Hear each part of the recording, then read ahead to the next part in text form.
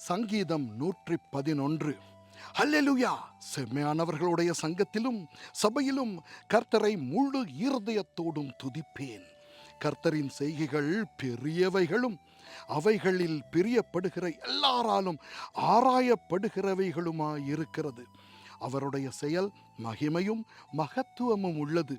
அவருடைய நீதி என்றென்றைக்கும் நிற்கும். அவர் தம்முடைய அதிசயமான செய்கைகளை நினைவு கூறும்படி செய்தார்.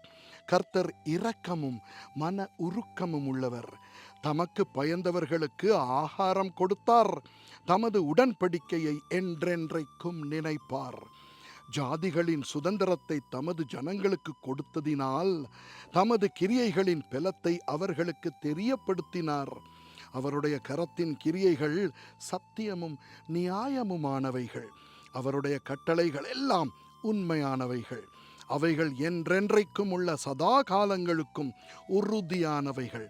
அவைகள் உண்மையும் செம்மையுமாய் செய்யப்பட்டவைகள்.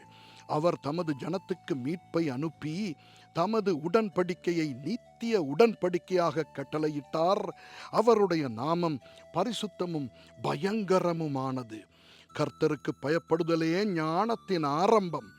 அவருடைய கற்பனைகளின் படி செய்கிற யாவருக்கும் நட்புத்தி உண்டு. அவர் புகழ்ச்சி என்றைக்கும் நிற்கும். ஆமென்.